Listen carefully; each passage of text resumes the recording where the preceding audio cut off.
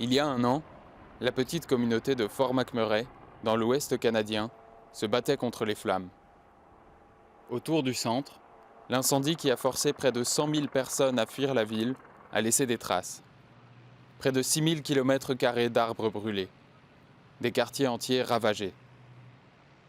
Quand Steven Ménard a pu revenir chez lui, un mois après le drame, il ne restait que les ruines noircies de sa maison et de celles de ses voisins.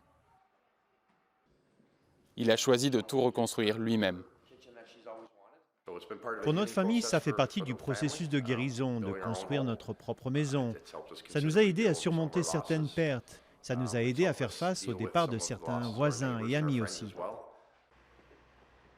Avec l'arrivée du printemps, l'activité reprend sur les chantiers et les autorités se disent confiantes quant à la reconstruction des quelques 2500 bâtiments partis en fumée.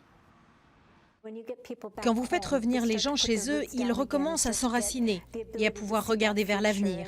Cette année a été difficile, mais chaque année deviendra un peu plus facile pour les gens. Mais l'incendie a aggravé un contexte économique déjà morose en raison de la chute du prix du pétrole dont Fort McMurray est entièrement dépendante.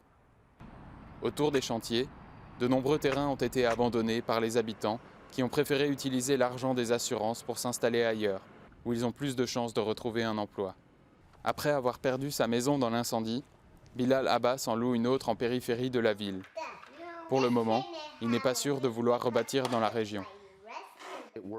Ça m'inquiète beaucoup, en particulier en tant que propriétaire et investisseur dans cette communauté. J'ai ma famille ici, je suis né ici.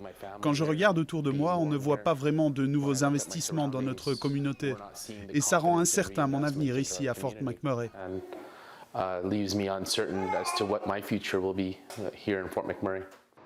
Un an après la pire catastrophe naturelle du Canada, 15 000 personnes ne seraient toujours pas revenues à Fort McMurray.